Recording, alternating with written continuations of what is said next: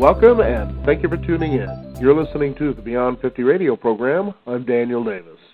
On the program today, gut health is the order of the day. Most people might be sitting there thinking, well, what does my gut have to do with what we're going to talk about when it comes to health? Well, a lot of us chase down a little bit all these ailments that kind of bother us, whether it's fatigue, tiredness, who knows, feeling the aches and pains, growing old, or perhaps disease and sickness. Well, a lot of those concerns have been linked to an irritated or unhealthy gut.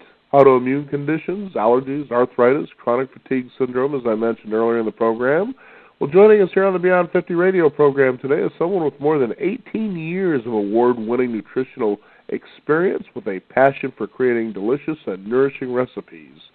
Her book is a wonderful 30-day plan that can revive the gut to health, which is exactly what we want to be exploring here today. Her book is The Gut Health Diet Plan. I'd like to welcome to the Beyond 50 radio program today our guest, Christine Bailey. Christine, thank you for joining us here on the program today.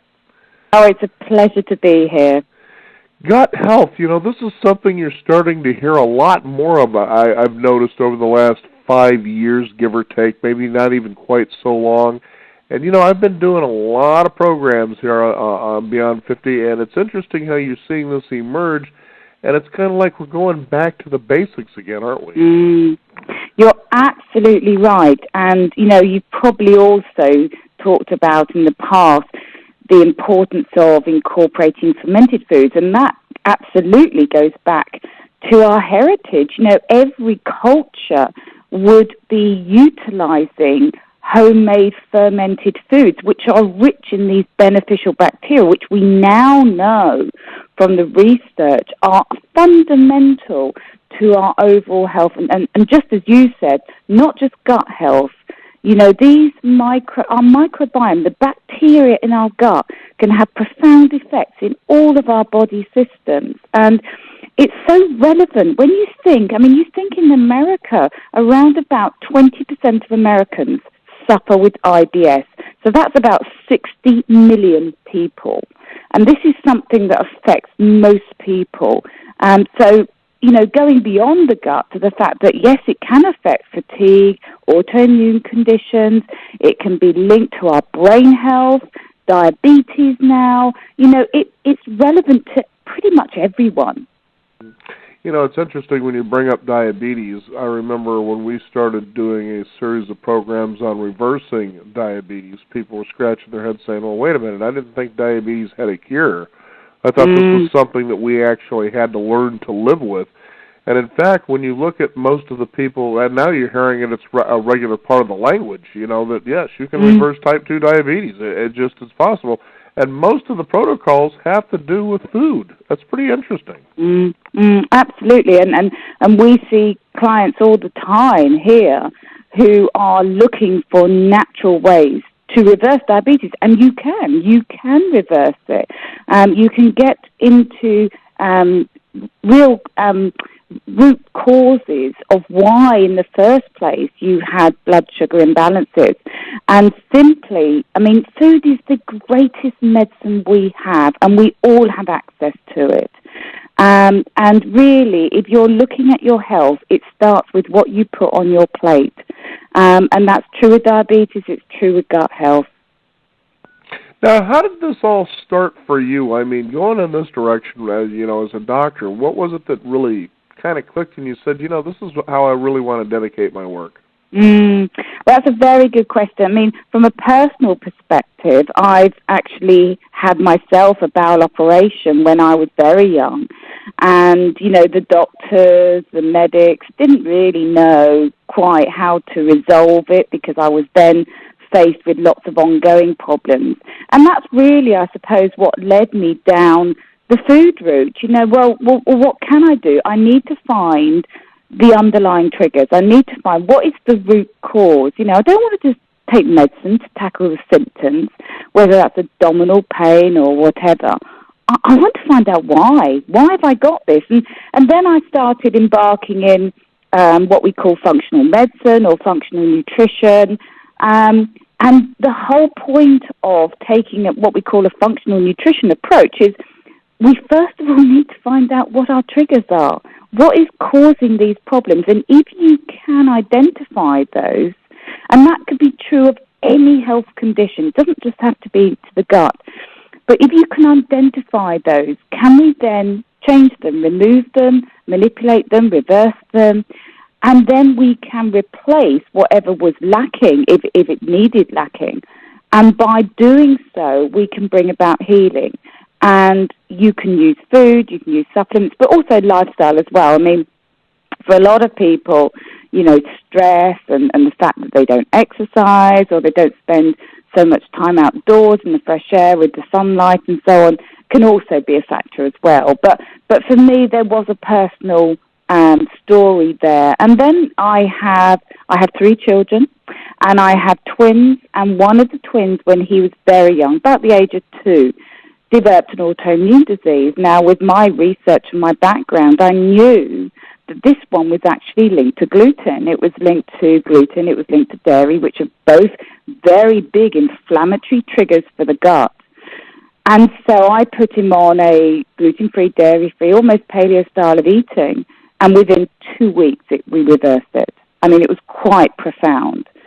And so, again, I work with a lot of families, I work with a lot of people with autoimmune diseases, and simply by making changes to the diet, we can bring about tremendous healing.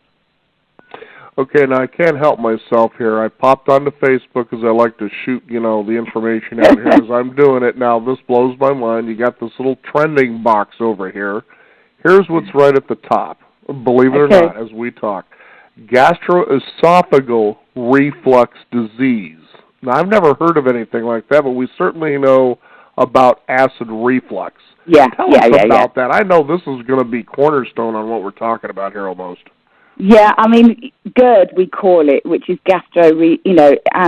esophagus reflux disease. And I tell you that, this is one of those conditions which affects so many people. And with some people, it is actually caused by an infection in your stomach. It's caused by a bacterium called Helicobacter pylori. So if you do suffer with acid reflux, first of all, just get your doctor, your medic, your practitioner to test, because it could be that. I mean, there are other conditions, hernia and so on. Stress can cause it, and stress can actually aggravate the gut lining and the stomach as well. So don't put aside the fact that stress may be a contributing factor. But we also know that gluten is a big trigger for acid reflux.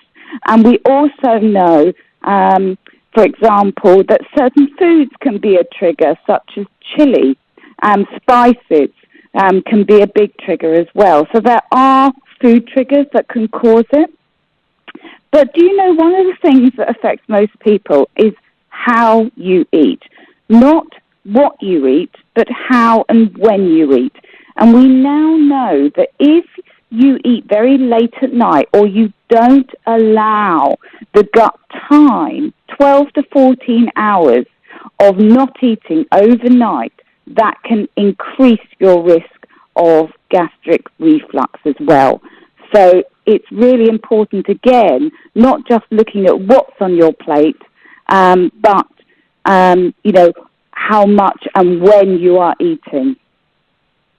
Now, it's interesting because you mentioned gluten, and that's something you hear a lot of people talking about now. All of a sudden, everybody seems to have this gluten intolerance. They're going into restaurants, and they're telling people, you need to make my meals special. That's why I went out to dinner. It's like, well, why don't you just stay home? What's going on with this gluten stuff? Yeah. Now, what's interesting is I see a lot of people going through my clinic who are actually diagnosed with celiac. Now, celiac is an autoimmune condition which is triggered by gluten. Now, that's quite separate from what a lot of people may have, which is what we call gluten sensitivity. Now, the medical research is actually supporting the fact that there is something called non-celiac gluten sensitivity. This is a research medical condition now. So, yes, there can be people that are following a gluten-free diet, and actually they probably don't need to, but there are also a lot of people where gluten is affecting them, But they've gone to their doctor, and the doctor said, well, it's fine, you're not celiac. You can eat gluten. Actually, they may not be good with gluten. And we also know from the research, gluten is one of the biggest triggers for something called intestinal permeability or leaky gut, which I'm sure, again, you've heard lots about. Now, in your book, you outline it's basically a 5-step plan that helps transform your health. Now, let's talk a little bit in detail about what these steps are. Yeah, that's a very good point. So the 5-step approach is, again, using the basis of what we call functional medicine. And in America, you have a lot of registered functional medics who will absolutely recognize these 5 stages. The first one is what we call, and we call them the 5 R's just for ease, but the first one is remove. And it's really what we've just been talking about. So you identify, and sometimes it might be you have to do lab testing with a qualified practitioner. Sometimes it's just, identifying certain triggers in your lifestyle. But you need to remove the triggers. Now, these might be that you've actually got a gut infection. You might have a parasite. You might have bacterial overgrowth. You might also be reacting to a food like gluten, like dairy, for example. You may also find that actually for you, it's again the timing of when you're eating or how much you're eating or the stress levels that you're putting your body under. So the first thing is identify what your triggers are and remove them, because you can't help yourself. You can't heal the gut if those triggers are still there. There's no way you can. So that has to be the first step. So that's the remove step. And then we say, right, okay, you've removed those triggers, and that might be, you take out gluten for a while or you see that improves and so on. And all the recipes in the book are all gluten-free. So they're all suitable for people who already might know that they're celiac or gluten sensitive, for example.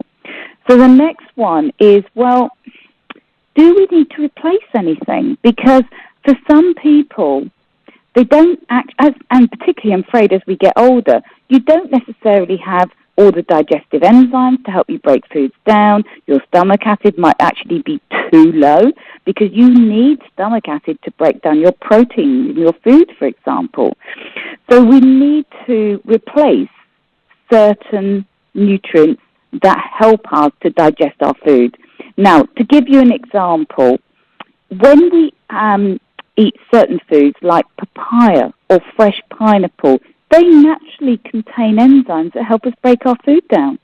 That's often why they're added to marinades to help, sort of soften meat before you cook it. Likewise, some people find when they drink a glass of warm water with a bit of lemon juice, it can stimulate their digestion before a meal. That's because it's helping with the stomach acid, including bitter foods like watercress, rocket, chicory. All of those are natural bitter greens which again stimulate your digestion.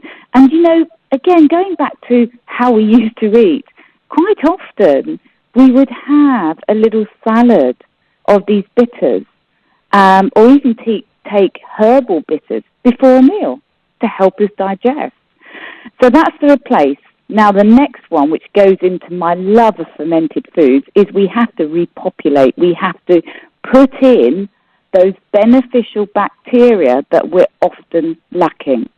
And that can be stress can deplete them, taking antibiotics, taking certain other medications can do it, eating the wrong sort of foods, eating too much sugar. All of these can affect our good bacteria.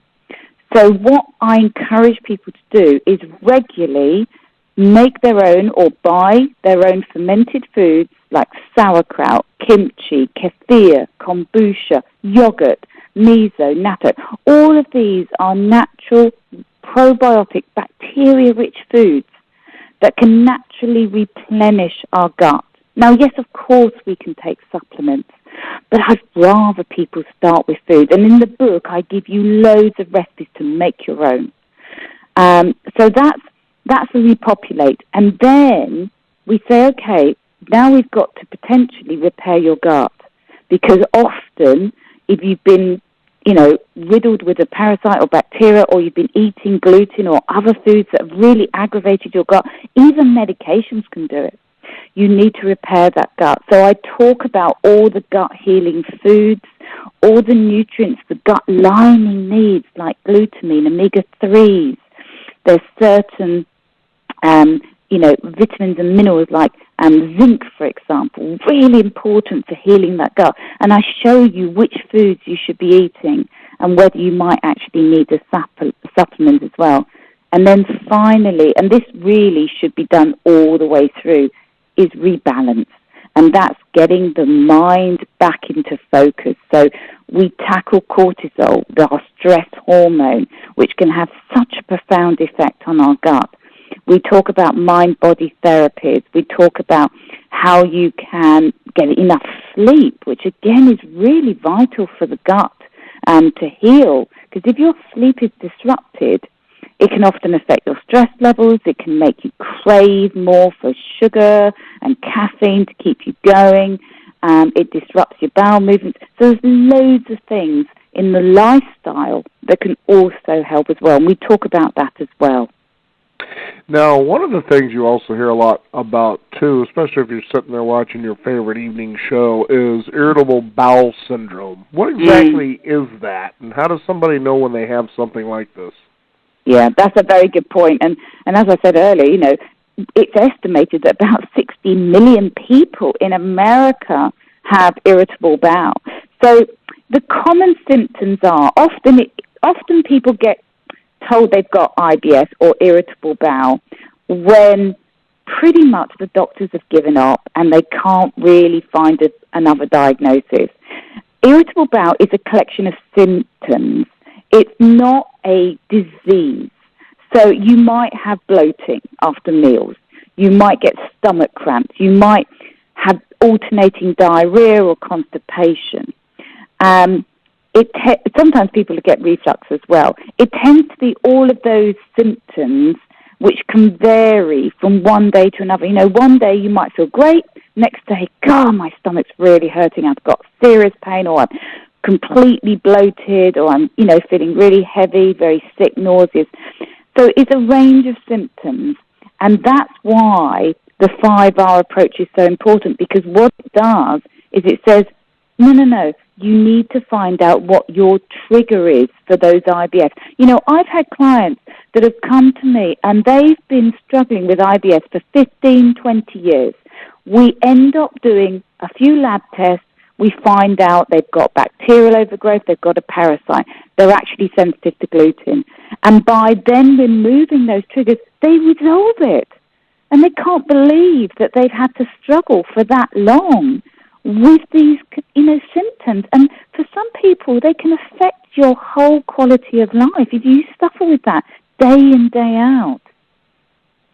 Now, you mentioned something earlier, and we're actually going to be doing a segment tomorrow on this very thing, and that is kombucha tea. Oh, love it. I think it's fascinating because I think it was about 7 years ago, we went out to stay on this farm this lady has up in southwestern Washington. And she had offered to us these things known as water kefir grains. And, she says, here, go ahead and taste this water. We were like, oh, this is kind of like sweetened iced tea, but it was just water. And she explained, it was water with sugar, and that these crystals, what they do is they eat the sugar in the water. But she really didn't explain really that I could be aware of, what the benefit of having this was. So I just kind of let that go. And some strange reason, it clicked in me last summer, and I don't really know why or what it was, and I started looking into it, because if you live in Portland, Oregon, you'll see kombucha tea offered everywhere. I mean, we seem to have breweries popping up for this stuff, all of a sudden. And, well, anyway, so I started looking into this along with fermented foods, and I was just like, oh, my goodness, I can't believe how simple not only a lot of this was, but the extreme benefits a lot of these things like kombucha tea, kefir water, kefir milk, and that sort of thing, that they have. Now tell us why those things are so impressively beneficial to what we're talking about here today. You're absolutely right. So you're mentioning two things. So water kefir and kombucha are two separate things, but they're both fermented foods, and they're both effectively like a sugary water.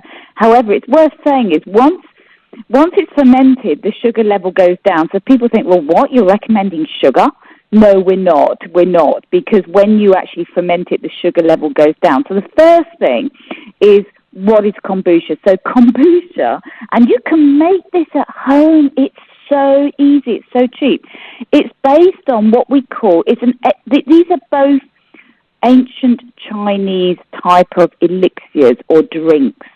And they are made from a combination of bacteria and yeast, which almost grow in this, and it's like a sort of symbiosis of a growth. It looks a little bit strange. The kombucha one is called a SCOBY, it means mother, because it has the ability to reproduce effectively. So it grows when you feed it. And what you do is you get your SCOBY and you feed it, or you put it in what we call sweetened tea. Normally, traditionally, it was green tea, which, as you know, has so many health benefits. It's very rich in antioxidants anyway. And you effectively put this SCOBY in the sweetened tea, and over a few days, sometimes weeks, it begins to feed on those sugars. And as it does so, you get this range of beneficial bacteria in the water, in that sweetened tea. And then what you do is you strain it off, you reserve that SCOBY, and you start again, so you're always, growing a new load of kombucha to drink. And then you consume it. And it's been studied now very widely for the range of health benefits. It's been shown to help with the immune system, with obviously gut health, with lowering inflammation in the body, and so on. And traditionally, you would just drink a small glass every day. Water kefir is very similar, but it's a different range of bacteria and yeast. And you get these, what we call kefir grains, which is what you saw. They look almost crystally-like. And again, you feed them in a sugared water. Sometimes I love adding some lemon to mine, a little bit of ginger. And again, you ferment it over a few days, and then you strain it off and you drink it. And these are absolutely packed with a whole range of beneficial bacteria and yeast. And by taking them on a regular basis, say every day, what you're doing is you're basically flooding your gut with all these beneficial probiotics. So that's why they traditionally have been so important in a lot of cultures. And, now, thankfully, they're widely available. You can buy them. But you know what? I encourage people to make it themselves, because then you've got access to it every day, and it's cheaper. Well, yeah, that's for sure, especially when it comes to somebody who decides to buy over-the-counter probiotic supplements. You cannot beat the cost of going this direction, as we're talking about here with the kombucha tea or the kefir water, kefir milk, and going that direction. You just can't beat the cost of doing it on your own. Absolutely. And then, of course, you've mentioned you can also do milk kefir. Now, of course, if someone has an intolerance to milk, you can make coconut kefir. You can make it with nuts. So you can, again, vary it according to your own dietary needs. And like you say, it's so much cheaper. And it's also great for kids. A lot of people say, well, can I give this to my children? Yes, absolutely, you can give it to your children. And again, if your children suffer with, allergies, eczema, psoriasis, asthma, and I see a lot of children in my clinic, all of those are signs that the gut needs support. There is inflammation in the body and the gut, which is, 70% of your immune system resides in the gut because of the importance of these microbiome, our bacteria. So by giving your children, a little bit of coconut yogurt or milk kefir daily, that can really help them as well. And it's interesting, too, because when it comes to milk kefir, as I understand it, what the kefir grains actually do is they convert the lactose in milk over to a probiotic. Is that correct? Well, what they actually do is you're quite right, the lactose is sugar. It's sugar in your milk. So when you ferment, and this is true for yogurt as well, and particularly if you're making it yourself and you ferment it, say, 24, 48 hours, pretty much is lactose-free. So if you are someone who can tolerate dairy but can't tolerate lactose, you can probably tolerate your own milk kefir or your own homemade yogurt. So it's another way of making something a little bit more tolerable as well.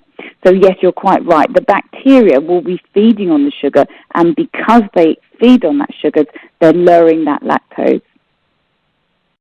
Now, it's really fascinating. When we talk about diet plans on the program, what seems to be happening in a fair amount of cases is this. Somebody has to sacrifice or give up something. You look in this book, the Gut Health Diet Plan, and to me, you don't really give up anything except for maybe a way that you eat, and you start gaining the perspective of what you should be eating. To me, it has to do with it being as raw as possible, as alive as possible, and as natural as possible, which means, if anything, you might lose a little bit of time, but what you gain in knowledge, and especially from the health perspective, is pretty incredible. You would say to yourself, geez, I don't really lose anything at all when it comes to doing something like this.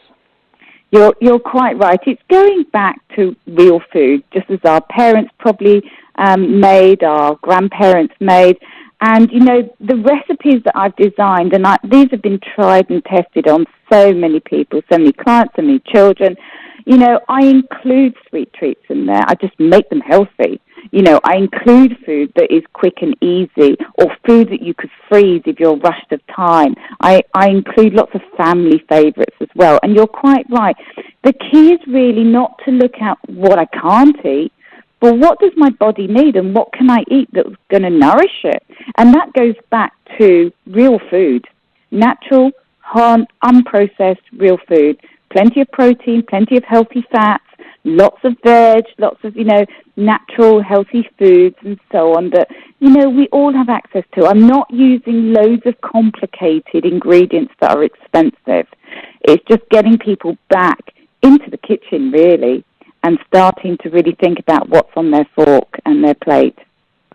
Well, and the benefits, too, of eating more of the raw and live foods is, one, your body doesn't work all that hard.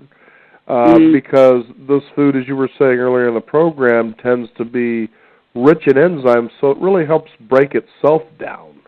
And that's really beneficial. Now, one of the things you also talk about here, and I had a gentleman on the program a few months back where we were talking about how you soak seeds and nuts and what the benefit of that is. And again, you can imagine living a whole lifetime doing a lot of interviews here, when it comes to health and nutrition. And all of a sudden, these concepts seem relatively new, but yet they've been around for centuries. Now, tell us about the benefits of soaking nuts and seeds and things like that. Yeah, quite right. And again, what I find is when I coach people through a plan like this, immediately they say, gosh, I haven't got time to do that. Do I really need to do that? But, actually, if you just get into a habit of just doing it first thing in the morning. So the reason we often recommend people soak nuts and seeds is that not for everyone, but for some people, they contain what we call enzyme inhibitors. Because if you think about it, the nuts and seeds, they're effectively the next generation. So a seed doesn't particularly want to start sprouting unless it's in the right conditions, it's in the right soil, it's got the right moisture and so on. So they naturally contain these enzyme inhibitors to stop them sprouting when they're not wanting to.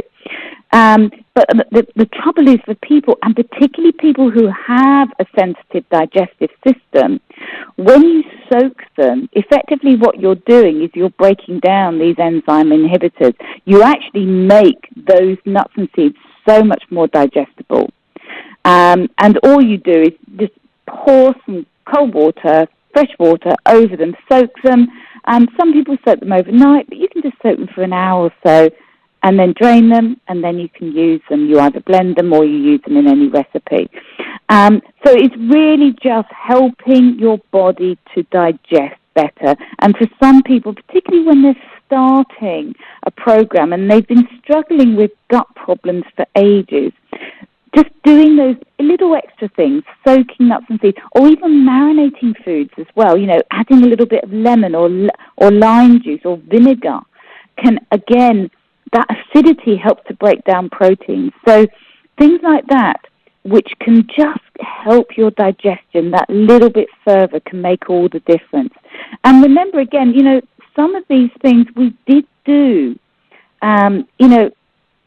sort of decades ago. These were traditional things we did. Marinate foods, slow cooking, again, another thing that, perhaps our parents used to do, use up the carcass of the chicken after a roast and, boil up the bones to make a healthy stock, and then maybe use the cheap cuts of meat in slow cooking. Or what this does is that slow cooking, again, it breaks down the tough collagen fibers in meats and fish, and it makes it easier for our gut to digest. So, it doesn't take much to put stuff in a casserole or a slow cooker and then just leave it. And then you've got a delicious, easy-to-digest meal a few hours later. So just to recap for our listeners out there and tease them into wanting to get a wonderful book such as the Gut Health Diet Plan, let's go ahead and briefly go over the 5 steps again, and I'll go ahead and name off. The first one would be you want to remove gut irritants and toxins. That's right. Okay. And so how do we know what those things are? So for some people, it might be that they need to see a practitioner. I mean, in the book, I detail the sort of symptoms and the common food allergens, so the gluten, the dairy, and some of the others. So I do detail those and the likely symptoms.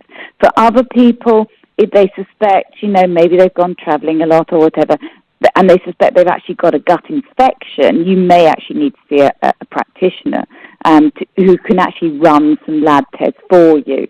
For other people, they might be aware that it's the style of eating. It's when they're eating, or they're eating on the go all the time, or they're eating very late, or it's stress. So they may well know themselves from their lifestyle. But I give lots of hints and tips about how do you know which is your trigger. And step 2, you suggest to replace and kickstart your digestive system. Tell us about that one. Yeah, so that again is what we've talked about. Things like marinating your foods to really help make it more digestible, slow cooking, adding pineapples, things like papaya, lemon juice, vinegar to stimulate those natural digestive secretions. And also, just sitting down, eating, not eating on the go, sitting down, giving your body time to start digesting can make a profound difference as well. And eating more slowly, we all rush our food, and that gives our body time to digest. So that's the sort of replacing those enzymes, those digestive enzymes and the stomach acid that we need to naturally digest and break down our food. And then the third thing you talk about is that we need to repopulate. Tell us what that means. So that's bringing all those natural healthy bacteria, those probiotics, back into our diet. And that's really encouraging people to embrace making your own fermented foods. Those yogurts, those kefirs that we talked about, the kombucha, the sauerkraut, the kimchi, and we give you all the recipes and the tools to do that. It's interesting, too, because when it comes to snacks, it's amazing how you can make a little change there from, let's say, potato chips to something like a particular snack that I started enjoying is in the deli section of the supermarket that I shop at, is they have this area here where you can buy things like artichoke hearts, olives, things like that. And there's a black, I think a Kalamata olive, green olive feta cheese mix. Lovely. And I actually sit there and I'll eat that, as a snack, and I love the taste of it, But I know that's got to be good stuff. and also, what that's doing? That's giving you protein and healthy fats. Those two things your gut needs, and it will help to stabilize your blood sugar. It will stop those cravings. Whereas if you reach for like the potato chips, which are really just carb, you will end up probably an hour later feeling hungry and craving something more. So you're actually really nourishing your body there. Not to mention, like I said, that little change, not that I ate a lot of potato chips before, but just that change, it's just really enjoyable. And that's just it is, people always get the idea that when you use the word diet, that all of a sudden you're taking things away. And it's like, no, you're just changing some of the things you're doing. For instance, I'll go to the supermarket, you go to one of these bulk supermarket places, and I'm astounded at what I see in people's shopping carts, and I can correlate it by looking, well, whatever's in their cart by the way their body type looks, and go, well, it doesn't surprise me that you look like this. Not that I'm doing that to them or anything. And you realize, my goodness, man, and the expense they must go through to have the kinds of stuff they have in their shopping carts, and you realize down the road, if they don't kind of change things, because most of what they have in there is processed food. It's food that sits on shelves. And that's not what the body is made for. No, and they're devoid of nutrients, again, that the body needs. And actually, a lot of them contain what we call anti-nutrients, which actually inhibit the absorption of nutrients anyway. So, they can have such a devastating effect. And you're quite right that if you don't make a change now, you'll probably have to take a change later because you've got disease. Food has the most profound effect on your health. I can't overestimate, that enough. Food has such a profound effect to either bring about health or bring about disease, and it's our choice. We have a choice every day. Now, step number 4, you say repair your gut lining. So this is possible. Absolutely. We actually have very sophisticated lab tests to actually monitor people's gut health and their gut lining. But yeah, absolutely, we know from the research it is possible to re-heal the gut. And that's the great thing about our body. Our body has such an innate ability to heal. So don't ever feel, if someone's listening now and they feel, I've done so much damage to my body, do you know what? It's never, ever too late. I have seen that so many times with clients. It's never, ever too late. You're never too old. You've never gone down the path of destruction enough to say, I can't do anything about it. Yes, you can. And we know what nutrients the gut needs. And I absolutely outline all of those nutrients the gut needs to heal itself and where you can get those from through food. And if you need additional supplements, then supplements is second. But food always comes first. And that is a crucial stage. And we now know that leaky gut, intestinal permeability, is one of the key factors in driving the rise of autoimmune conditions. So if you are listening now and you've got an autoimmune condition, you need to look at your gut and you need to heal your gut. There's no question about that. Now, the last one I think should have been the first step, and that is to rebalance your mind and body. And you were saying earlier in the program, and this is so true with a lot of people, when it comes to food, I'm just too busy to cook. I'm too busy to follow some of the things that you're talking about. Well, maybe in your thinking you should start examining, why do you believe you're so busy, and what are you busy doing? Yeah, you're absolutely right. For your health, then how much longer do you think you're going to stay busy? Absolutely, and that's why I said earlier, this one really goes throughout the whole of the program. You should be looking at ways of, do I need to reduce my stress? Do I need to maybe do some yoga or meditation or just some deep breathing? These are all great ways to reduce stress. For a lot of people, it's lack of sleep. They are insomniacs or they're waking up in the night. They're not exercising. All of these things can all help with any gut symptoms that you have. And like you say, it's fundamental to our overall health and sense of well-being. And you know what? The other thing that when you look at cultures that are perhaps living the longest or are living the healthiest, one of the things that they all have is a sense of community, is a sense of belonging with other people, with fellowship. And that, again, is feeling connected with other people is really important for our sense of well-being, as well as reducing our levels of stress. So that's just as important. Couldn't agree with you more. It's been a real pleasure to have you here on the program today to talk about your book, The Gut Health Diet Plan. I'm glad to hear this, becoming more talked about.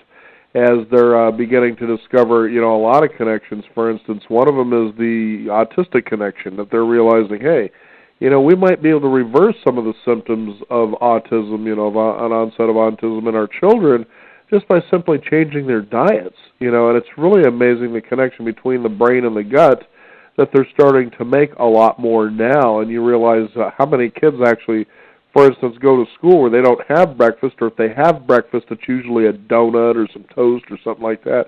And you realize, well, there's why they're having a rough time functioning in school. They just don't have that clarity or that energy they need to be able to get through something like that. Making simple changes like this, and they really are simple. They're not, as you read this book and you participate in what you outline here, it's pretty easy for people to do.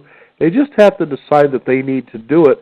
And once you experience the benefits, for instance, going back to the kombucha tea, when I started doing that here at home for myself, my digestion became regular now. And I was like, wow, just that simple little thing alone. And it was interesting, and I thought, this is something I'd like to teach my grandchildren, because as you were saying, you're dealing with a live organism. So you're watching this thing grow, and you're teaching, what the benefits are of that.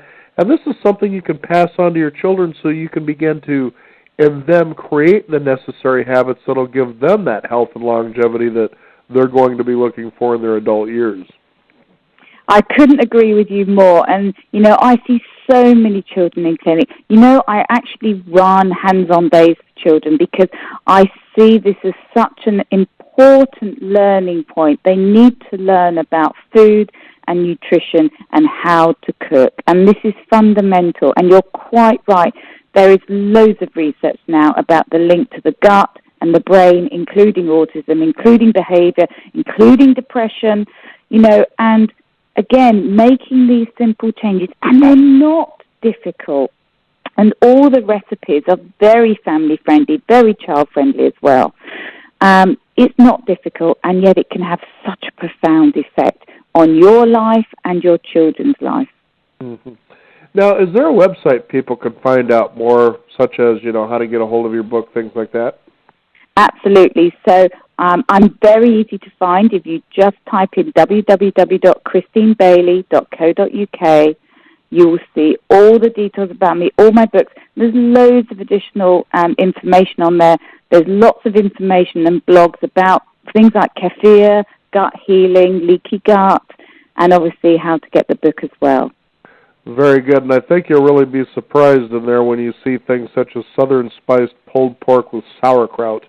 Oh, boy. It's good. It's very good. I want to thank you so much for joining us here on the program today, and I love that we have these kind of lively discussions about this, because it really is about getting back to basics.